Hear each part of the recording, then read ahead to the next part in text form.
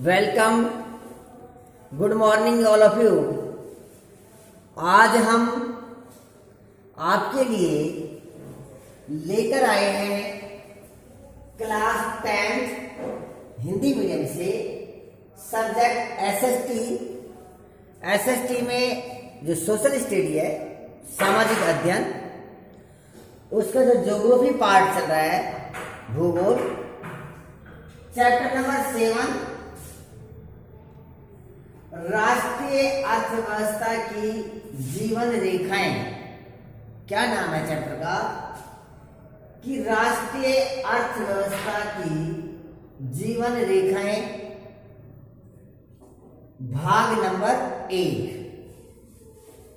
तो सबसे पहले इस चैप्टर का अध्ययन करने से पहले हम ये पढ़ेंगे कि राष्ट्रीय अर्थव्यवस्था क्या है, उसकी जीवन रेखा कैसे बदलती है, किसके माध्यम से, क्या उसका प्रमुख कारण है। राष्ट्रीय अर्थव्यवस्था किसी भी देश की जो अर्थव्यवस्था है, सबसे बड़ी अर्थव्यवस्था को प्रभावित करने वाले उस देश के लोग हैं, उस देश की पॉपुलेशन है, उस देश की जनसंख्या है कि उस कितने लोग अपने कार्यों में, चाहे वे प्राथमिक कार्य हो, चाहे द्वितीय कार्य हो, या तृतीय कार्य हो, या कोई अन्य सेवाएं हो, कितने लोग संलग्न हैं और कौन कौन से कार्य कर रहे हैं, कौन कौन से कार्य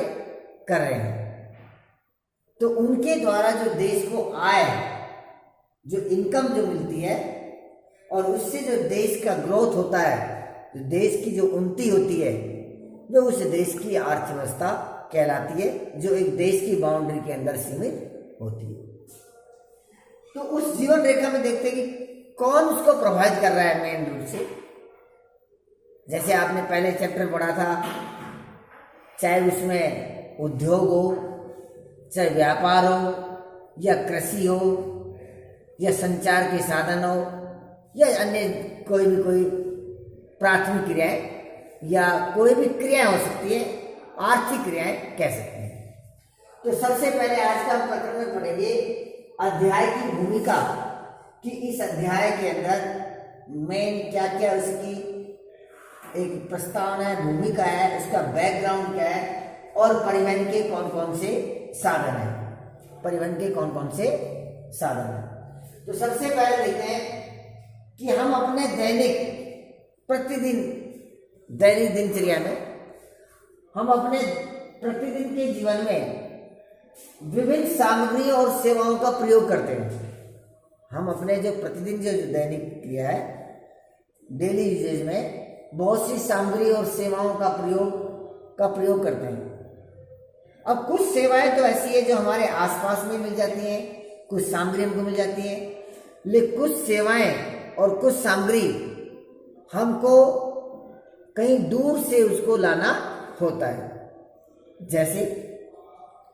जैसे मान लीजिए हमारे घर के पास में आटा मिल है, हमको आटा मिल जाएगा, गेहूं मिल जाएगा, लेकिन अगर हमारे घर के पास कोई मेडिकल की दुकान नहीं है, दवा लेके आनी है तो दूर जाना होगा, या हमको कोई ऐसा सामान लेके आना है जो हमारे घर के आसपास नहीं, जैसे बर्तनों की दुकान नहीं है, बर्तन लेके आने, तो उसके लिए हमको जाना पड़ेगा।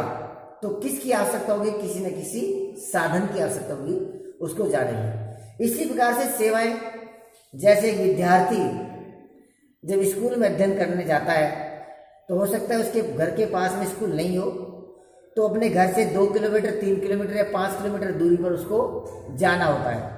तो किसी न किसी साधन के माध्यम से जाएगा। परिवहन का कोई साधन हो, या साइकिल हो, या स्कूल की बस हो, जो भी उसको साधन मिलेगा उसके माध्यम से ले जाएगा। तो कह रहा है कि कुछ वस्तु हमारे आसपास में और कुछ अन्य चीजों की जरूरत हमें एक स्थान से दूसरे स्थान पर लाने और ले जाने की जरूरत होती है। तो वे किसके माध्यम से करेंगे? वे परिवहन के माध्यम से करेंगे, एक यातायात के साधन के माध्यम से करेंगे। तो इससे स्पष्ट क्या होता है कि वस्तुएं तथा सेवाएं, जो वस्तु, जैसे मान लीजिए कोई वस्तु है, जैसे आपकी नोटबुक है, पुस्तक है, आपको अपनी टेक्स्ट बुक चाहिए, आपके घर के पास नहीं है, आप मार्केट में जाओगे, आप एसएस की टेक्स्ट बुक चाहिए आपको और उसके साथ में नोटबुक चाहिए वर्क करने के लिए, पेन चाहिए आपको, तो निश्चित रूप से आप जो स्टेशनरी की दुकान है उस पर जाओगे। तो कह रहा है कि वस्तु तथा सेवाएं मांग स्थल से, जिस स्थल से तुमको मांग है, डिमांड है, मांग स्थल से आपूर्ति स्थल, आपूर्ति स्थल जो वस्तु जहां पर मिल रही है। जैसे मान लीजिए आपका जो घर है, आपका घर यहाँ पर है ए, ये स्टेशन है, और ये बी स्टेशन है आपका बुक स्टॉल, बुक स्टॉल है। एक व्यक्ति जब यहां से अपनी पुस्तक लेने के लिए जाएगा तो यहां पर किसी न किसी साधन से जाएगा, तो अभी इसको मांग है, एक व्यक्ति क्या पर है, मांग है, और ये बुक स्टोर क्या इसको पूर्ति करता है। तब तक इसके पास नहीं जाएगा तो इसकी पूर्ति बुक की नहीं होगी। तो कह रहा है कि कुछ अन्य मांग स्थल से आपूर्ति स्थल पर अपने आप नहीं पहुंचती। ये व्यक्ति जब तक इसके पास नहीं जाएगा, बी व्यक्ति के पास में, जो बी व्यक्ति एक बुक सेलर है, किताब बेचने वाला है, और एक स्टूडेंट है और इसको एक पुस्तक चाहिए एसएसटी की, ये पेन चाहिए, और तो इसको यहाँ जाना होगा, ये पुस्तक इसके पास में स्वयं चलकर नहीं आएगी। ये बुक सेलर ये नहीं कहेगा तेरे को मैं दे दूँ इसमें, ऐसे नहीं होगा, क्योंकि जरूरत इसको है, मांग इसको है। तो इसको मांग है ए व्यक्ति को, तो ए व्यक्ति बी के पास में जाएगा और तब इसको वस्तु प्रदान करेगा, तब इसकी पूर्ति होगी।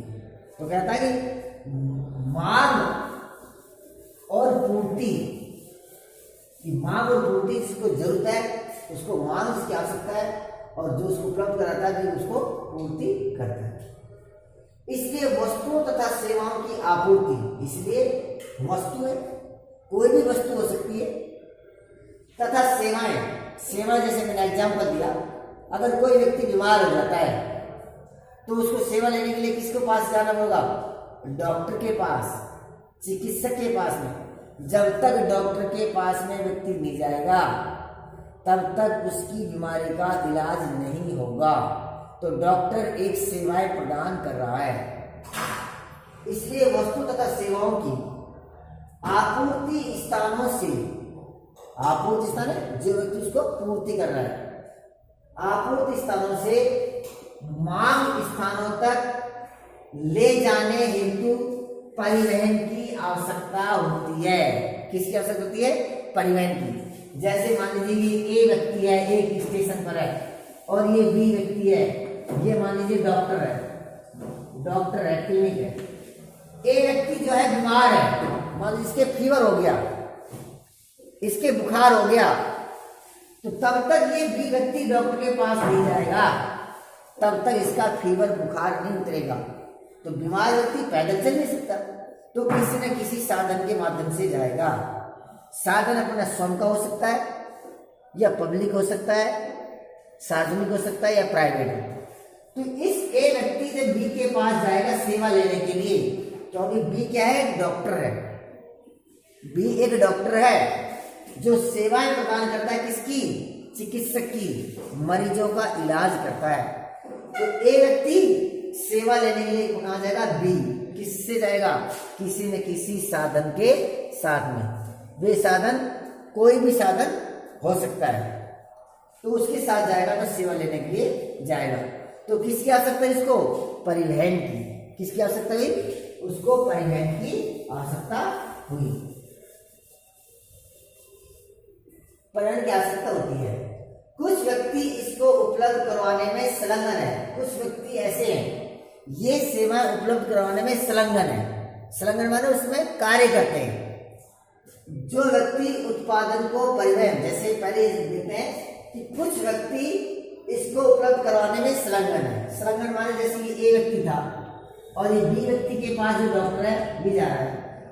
ए व्यक्ति के पास स्वयं का साधन नहीं है, ये प्राइवेट बस के माध्यम से जाएगा तो उस बस को चलाने वाला कोई ड्राइवर भी तो होगा ना, कोई ड्राइवर तो उसको लेके जाएगा। हो सकता है बाइक पर उसको ले जाए, वैन के अंदर ले जाए, किसी साधन लेके जाए। तो जो व्यक्ति उसको लेके जा रहा है तो कह रहा है कुछ व्यक्ति इसको उपलब्ध कराने में संलग्न है। तो जो ड्राइवर है, जो चालक है, जो आपका ड्राइवर जो चालक है, ड्राइवर है, वे मरीज को लेके जाएगा बी तक। तो ये व्यक्ति बी क्या, ये जो व्यक्ति सी कौन सा है, जो सी लेके जा रहा है, ये होगा संलग्न व्यक्ति। कौन सा होगा? संलग्न। अर्थात सी एक ऐसा व्यक्ति है जो एक ड्राइवर का काम करता है, एक वैन चलाता है। तो इस ए व्यक्ति को बी जो डॉक्टर है, बी तक ले जाने और लाने का कार्य कौन कर रहा है? सी। तो ये संलग्न व्यक्ति है। क्या होगा? संलग्न व्यक्ति है। तो कह रहा है कुछ व्यक्ति इसको उपलब्ध करवाने में संलग्न है, वो संलग्न हो गया। जो व्यक्ति उत्पादन को परिवहन द्वारा उपभोक्ताओं तक पहुंचाते हैं उन्हें व्यापारी कहते हैं। ये तो हो गया आपका संलग्न व्यक्ति। और साथ में बता रहा है कि व्यापारी कौन है। व्यापारी का सीधा सा अर्थ है जो व्यक्ति व्यापार करता है, जो माल का आदान प्रदान करता है, एक स्थान से दूसरे स्थान तक ले जाता है, व्यापारी। जैसे जो व्यक्ति उत्पाद, जो भी तैयार माल है, ये कच्चा माल हो सकता है, जो व्यक्ति उत्पाद को परिवहन द्वारा, कोई भी परिवहन के द्वारा उपभोक्ताओं तक, जो कंज्यूमर्स हैं, उपभोक्ताओं तक पहुंचाते हैं, उन्हें व्यापारी कहा जाता है। यानी हम हैं, हम उपभोक्ता हैं, हमें मान लीजिए दाल चावल चाहिए, तो दाल चावल जिस फैक्ट्री में बन रहा है, तो उस फैक्ट्री तक पहले मान लीजिए फैक्ट्री से जो बना है, फैक्ट्री से जाएगा थोक वाली दुकान पे, और थोक वाली दुकान जाएगा फुटकर पे, और फुटकर देगा हमको कंज्यूमर को। तो देखो किस प्रकार से सामान का यानी कि चेंजिंग हुआ। पहले किसी इंडस्ट्रीज में बना, इंडस्ट्री बनने के बाद हो सकता है उसने गोडाउन में या गोदाम में उसको भरा, उसके बाद उसने थोक वाले को दिया, थोक वाले ने फुटकर को दिया, फुटकर ने उपभोक्ताओं को डायरेक्ट दिया। तो इसके बीच में जो क्रिया हुई सामान लाने ले जाने की, वे किसका रोल था? एक परिवहन के साथ साथ एक व्यक्ति का, जो इस प्रकार से कार्य में संलग्न है, वही व्यक्ति व्यापारी कहलाता है। एक देश के विकास की गति, ये भी पूछ सकते हैं, एक देश के विकास की गति वस्तुओं तथा सेवाओं के उत्पादन के साथ, वस्तु और सेवाओं के उत्पादन के साथ उनके एक स्थान से दूसरे स्थान तक वहन की सुविधा पर निर्भर करना पड़ता है। ये कह रहा है एक देश के विकास की, एक देश के जो विकास की जो अवस्था है, वे परिवहन की साधन की विशेष भूमिका निभाता है। क्योंकि वस्तुओं और सेवाओं के उत्पादन के साथ साथ एक स्थान से दूसरे स्थान की सुविधा पर निर्भर करता है। इसलिए सक्षम परिवहन के साधन तीव्र विकास हेतु अपेक्षित है। इसलिए अगर हमारे पास में सक्षम परिवहन के साधन हैं तो हम अपने विकास को तेजी से आगे की ओर बढ़ा सकते हैं। वस्तुओं तथा सेवाओं का लाना और ले जाना हमारे इस पृथ्वी पर, इस सरफेस पर, इस धरातल पर, इस भूप्रपटि पर मुख्यतः 3 महत्वपूर्ण क्षेत्रों में किया जाता है। कौन सा? हम परिवहन की बात कर रहे हैं कि हमारे इस लैंड के ऊपर यानी परिवहन कितने प्रकार से किया जाता है। परिवहन 3 क्षेत्रों में किया जाता है। नंबर जैसे वस्तु तथा सेवाओं को लाने ले जाने का काम है 3 तरह से। कौन कौन से? एक तो स्थल मार्ग जो हमारा भूमि के ऊपर है, दूसरा है जल मार्ग जो जल से संबंधित है, जल में है जैसे समुद्री, तीसरा है वायु मार्ग जो हमारे ऊपर है, वायु मार्ग। तो ये मुख्य रूप से 3 मार्ग है, एक तो स्थल मार्ग, एक जल मार्ग, एक वायु मार्ग। ये 3 ऐसे मार्ग हैं जो परिवहन के हेड हैं, परिवहन के मुख्य हैं। फिर इन तीनों परिवहन के साधनों मार्ग को, जो जल परिवहन, स्थल परिवहन या स्थल मार्ग या वायु परिवहन या वायु मार्ग जो है, इनका भी क्लासिफिकेशन यानी कि वर्गीकृत अन्य भाग में किया जा सकता है। इनका वर्गीकरण जैसे जैसे देखिए कैसे बांटा गया है इसको।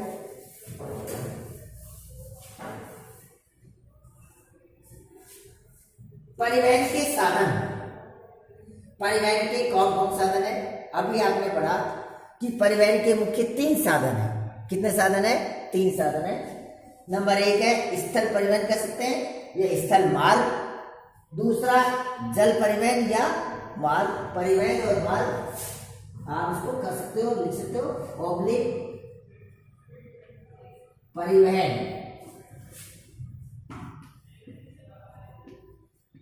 परिवहन, ठीक है ना, ऑब्लिक वायु परिवहन, अलग नहीं है, एक ही है। तो परिवहन के जो साधन है, परिवहन के मुख्यतः 3 साधन है हमारा। स्थल मार्ग या स्थल परिवहन, जल मार्ग या जल परिवहन, वायु मार्ग और वायु परिवहन। अब इनकी भी अलग, इनको वर्गीकृत किया गया है या इनको बांटा गया है या इनके भी उप विभाग हैं, उप विभाजन है। जैसे स्थल मार्ग, स्थल मार्ग में 3 परिवहन के साधन है। सबसे नंबर 1 है सड़क परिवहन। क्या है? सड़क परिवहन। नंबर 2 है रेल परिवहन और नंबर 3 है पाइपलाइन। तो 3 हो गए स्थल मार्ग में, सड़क परिवहन, रेल परिवहन और पाइपलाइन। बाद में इनको विस्तार से पढ़ेंगे। जल मार्ग, ये जल परिवहन, जल परिवहन को हम 2 भागों में विभाजित करते हैं। नंबर 1 है आंतरिक जल परिवहन, आंतरिक जल परिवहन। दूसरा समुद्री परिवहन। एक होगा आंतरिक जल परिवहन जो किसी देश के, एक ही देश के क्षेत्र में किया जाता हो, देश के अंदर अंदर ही, आंतरिक परिवहन। समुद्री परिवहन जो समुद्र के माध्यम से, जो राष्ट्रीय अंतरराष्ट्रीय होगा। वायु परिवहन, वायु के द्वारा जो परिवहन किया जाता है वे 2 तरह से। एक तो घरेलू परिवहन या घरेलू विमान सेवाएं। घरेलू विमान सेवा का मतलब है एक देश की सीमा के अंदर अंदर जो परिवहन कार्य किया जाता है वायु के द्वारा, वो होता है घरेलू विमान सेवा। दूसरा है अंतरराष्ट्रीय विमान सेवाएं। अंतरराष्ट्रीय विमान सेवाएं वे सेवाएं होती हैं जो एक देश से किसी दूसरे देश के द्वारा जो यातायात का कार्य किया जाता है, चाहे वे कोई सामान हो, चाहे यात्रियों के द्वारा हो या कोई सेवाएं हो। तो अंतरराष्ट्रीय का अर्थ है एक देश का दूसरे देश से जो परिवहन किया जाता है, जो आपका आवागमन किया जाता है, वे अंतरराष्ट्रीय परिवहन। और घरेलू विमान, घरेलू विमान जो घर के अंदर अर्थात एक देश की सीमा के अंदर अंदर जो परिवहन किया जाता है। अब घरेलू विमान सेवा को भी 2 भागों में बांटा गया है। किसको? घरेलू विमान सेवा को भी 2 भागों में बांटा गया है। नंबर 1 है सार्वजनिक प्राधिकरण। सार्वजनिक प्राधिकरण, सार्वजनिक प्राधिकरण का मतलब है सरकारी, गवर्नमेंट का। और दूसरा है निजी प्राधिकरण। घरेलू विमान को भी 2, घरेलू जो विमान सेवाएं इनको 2 भागों में बांटा गया है। एक है सार्वजनिक प्राधिकरण जो सरकार के द्वारा या सरकार की एजेंसियों के माध्यम से जो सेवाएं प्रदान की जा रही है, किसकी? वायु परिवहन की, वो तो हो गया आपकी सार्वजनिक प्राधिकरण। और निजी, निजी का मतलब है प्राइवेट, पर्सनल, जो कंपनियों के माध्यम से अपनी स्वयं की जो परिवहन का जो कार्य किया जाता है वो है निजी प्राधिकरण। अब इसके बाद देखेंगे हम कि परिवहन के साधनों के साथ साथ और हमारी जो ये अर्थव्यवस्था है इसको मजबूत करने में किसका यानी कि योगदान हो रहा है। जैसे परिवहन है, आपका व्यापार है, और परिवहन और व्यापार के साथ में अगर तीसरा बिंदु देखते हैं तो वे है संचार। कौन है? संचार का साधन। चाहे संचार का साधन आपका रेडियो हो सकता है, टेलीविजन हो सकता है, पत्र पत्रिकाएं हो सकती है, अखबार हो सकते हैं, या आधुनिक जो आपके संचार के साधन है जैसे इंटरनेट है, आपका इंटरनेट के अलावा है मोबाइल है, मेल है आपके, ये सभी आधुनिक संचार के साधन हैं जिसके माध्यम से हमारी जो जीवन रेखा है उस जीवन रेखा को बदल दिया है और जिससे हमारी जो राष्ट्रीय अर्थव्यवस्था है उस राष्ट्रीय अर्थव्यवस्था को मजबूत किया है। नेक्स्ट देखते हैं कि इसी की और क्या विशेषता है। बहुत समय तक, ये बिल्कुल स्पष्ट बात है कि बहुत समय तक व्यापार परिवहन सुविधा एक सीमित क्षेत्र तक ही किया जाता था। अगर हमारा भारत देश का ही हम उदाहरण लें तो बहुत समय पहले जो परिवहन कार्य था, क्योंकि पहले साधन तो थे नहीं परिवहन के, पहले पैदल यात्रा की जाती थी, लोग पैदल ही चलते थे, या जिनके पास कुछ पैसा होता था, बड़े व्यापारी होते थे, तो वे अपने माल का आदान प्रदान जल मार्ग के माध्यम से करते थे। तो कह रहे कि पहले परिवहन और जो आपका जो व्यापार था वे एक निश्चित एरिया में किया जाता था, एक सीमित एरिया में किया जाता था। अगर आज के आधुनिक समय की और प्राचीन साल की हम कंपेयर करें, तुलना करें, तो रात और दिन का अंतर मिलेगा कि आज का व्यापार बहुत तेज गति से बढ़ रहा है। संचार के साधन, परिवहन के साधन बहुत तेज गति से, और प्राचीन भारत को देखें तो आज के समय से बिल्कुल जीरो। तो पहले सीमित क्षेत्र किया जाता था। विज्ञान, तो फिर कैसे इसमें तेजी से उछाल आया? तो कह रहे विज्ञान और प्रौद्योगिकी के विकास के साथ साथ जब हमारी विज्ञान आया, विज्ञान की नई नई तकनीकी आई, प्रौद्योगिकी आई, तो उसके विकास के साथ साथ व्यापार और परिवहन का क्षेत्र भी इससे प्रभावित हुआ। इसमें भी वृद्धि हुई, इसके प्रभाव में वृद्धि हुई, जिससे संसार बड़े गांव में परिवर्तित हो गए।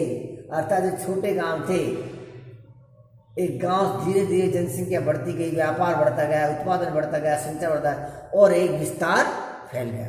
तो धीरे धीरे वृद्धि होती गई। परिवहन, संचार और व्यापार एक दूसरे के पूरक है। इंपॉर्टेंट है ये लाइन, अंडरलाइन कर लेना इसके। एक बार एग्जाम से पूछा जाता है कि परिवहन, संचार और व्यापार एक दूसरे के पूरक हैं, कैसे? क्वेश्चन मार्क हो जाता है, स्पष्ट कीजिए। बिल्कुल सिंपल इसका आंसर है, थोड़ा समझना आपको कि परिवहन और संचार। परिवहन आप समझ चुके हो कि परिवहन किसी भी सामान को, वस्तु को या सेवाओं को या व्यक्ति को लाने ले जाने का जो कार्य किया जाता है परिवहन है।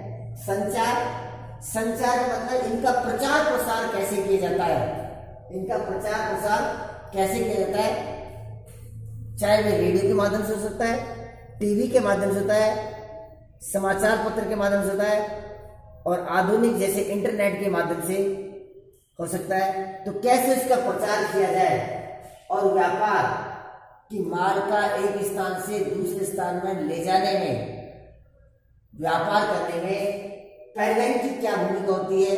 विशेष भूमिका होती है। कि जैसे मान लीजिए यहाँ से व्यापार वस्त्र का है और वस्त्र का सामान लिया जाएगा तो किसी साधन के द्वारा, जलमार्ग द्वारा, तो जलमार्ग की विशेष भूमिका होगी। और साथ में जो कम्युनिकेशन होगा, वार्तालाप होगी, जो इसके प्राइस, कीमत तय की जाएगी कि तैयार माल हमारे ये खरीद होगा, इतना उसका टैक्स लगेगा, इतने पैसे परिवहन के लगेंगे, इतने माल वहां पर पहुंचेगा। तो ये सभी कम्युनिकेशन संचार व्यवस्था तुम कह सकते हैं तीनों, अगर ये तीनों एक पैरेलल होंगे, तीनों एक ही सीमा पर होंगे, तीनों का सहयोग होगा, तभी यानी कि ये विकास तेजी गति से होगा। अगर इसमें एक भी पीछे रह गया तो विकास संभव नहीं होगा। इसलिए कह रहा है कि एक दूसरे के पूरक है। क्यों? परिवहन जैसे लेते हैं व्यापार, बिना परिवहन के व्यापार संभव नहीं है। मान लीजिए एक कंपनी ए है और ये यहाँ पर बी है। ये ए कंपनी यहाँ पर वस्त्र का निर्माण कर रही है, वस्त्र निर्माण, और यहाँ सी व्यक्ति एक व्यापारी है, व्यापार काम करता है और यहाँ पर उसको कंज्यूमर्स को पहुंचाता है। तो वस्त्र का जो निर्माण करने वाली जो फैक्ट्री है, जब तक परिवहन नहीं होगा तब तक यहाँ तक नहीं पहुंचेगा, क्योंकि यहाँ उसकी मांग है। ये तो फैक्ट्री उत्पादन कर रहा है, लेकिन इसको ले जाने वाले भी चाहिए। लेकिन साथ में जो इसका कम्युनिकेशन होगा, जैसे मान लीजिए डी है, ये संचार, कि किस प्रकार से इसका सबसे पहले प्राइस तय किया जाएगा कि आपसे मान लीजिए यहाँ पर मिल रहा है 500 रुपए प्रति किलो के हिसाब से कपड़ा मिल रहा है, और यहाँ पर आके उसको पीस पे दे रहा है 50 रुपए पर पीस। यहाँ तोल के हिसाब से, वजन के हिसाब से कोई कपड़े को खरीदा जा रहा है और वहां पर पीस हिसाब दिया जा रहा है व्यापार में। तो इसके लिए जो पहले जो वार्तालाप हुई कि आप क्या भाव दोगे कपड़ा, उसका क्या प्राइस होगी, उसमें कितना टैक्स लगेगा, उसमें किस प्रकार से पैसे लोगे, पहले डीडी लेना है या बाद में लेना है, चेक के माध्यम से लेना है। तो ये सभी संचार के माध्यम में, चाहे मेल के माध्यम से हो सकता है, मोबाइल के माध्यम से हो सकता है, समाचार पत्र पत्रिका के माध्यम से होता है, ये किसी भी उसके माध्यम से हो सकता है। तो कहेंगे परिवहन, जब तक तैयार और कच्चा माल का व्यापार नहीं होगा, परिवहन नहीं होगा, तब तक ये व्यापार सफल नहीं होगा। और उनके बीच को जोड़ने का काम करता है ये संचार, ये कनेक्टिविटी काम करता है। कौन? परिवहन और व्यापार को, दोनों को जोड़ता है ये संचार। संचार है दोनों को जोड़ने का काम करता है। जब ये तीनों जुड़ जाएंगे तब ये अच्छा रिजल्ट देंगे, तभी कह सकते हैं ये एक दूसरे के पूरक हैं। इसलिए इसमें कोई घबराने की जरूरत नहीं है, एक दूसरे के पूरक है। आज अगर हम भारत देश के बारे में देखते हैं, हमारे भारत देश में आज भारत अपने विशाल आकार, क्योंकि आज हमारा भारत देश आज क्या विशाल का मतलब यहाँ पर जनसंख्या से लगाते हैं कि धीरे धीरे हमारे देश की जनसंख्या बढ़ रही है, देश की जनसंख्या बढ़ रही है। और क्षेत्रफल की दृष्टि से भी देखें तो हमारा भारत देश आज विश्व में 7वें नंबर पर है, विश्व में कितने 7वें नंबर पर है। और जनसंख्या की दृष्टि से देखें तो चाइना के बाद में दूसरे नंबर पर है। तो कह रहा है आज भारत अपने विशाल आकार, और आज जो हमारा भारत देश है एक बहुत बड़ा विशाल आकार लिए हुए, उसमें विविधताएं हैं, विविधताएं हैं। जैसे हमारी विविधता है भाषाई, अलग अलग भाषा बोली जाती है अलग अलग क्षेत्र में, उत्तर भारत, दक्षिण भारत, पूर्वी पश्चिमी, अलग अलग भाषाएं, कहीं कन्नड़ है, कहीं तमिल है, तेलुगु है, कहीं हिंदी है, कहीं गुजराती है, कहीं असमी है, बंगाली है, मैथिली है, कितनी भाषाएं हैं।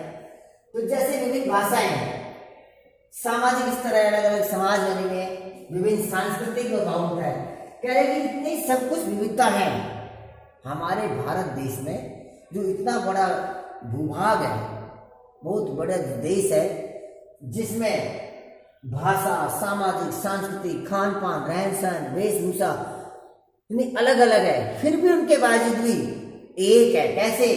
इनके बावजूद भी संसार के सभी क्षेत्रों से सुचारू रूप से जुड़ा हुआ है।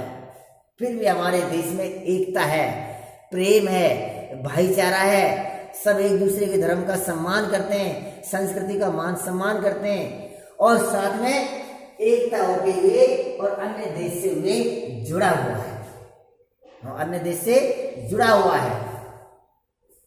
रेल परिवहन और जल परिवहन, रेल परिवहन के माध्यम से, ये जल परिवहन या वायु परिवहन के माध्यम से हमारे समाचार पत्र, पत्रिकाएं, रेडियो, दूरदर्शन, सिनेमा और इंटरनेट आदि किसी न किसी रूप से जुड़े हुए हैं, जो हमारे परिवहन, संचार और व्यापार को बढ़ावा देते हैं। ये जुड़े हुए हैं।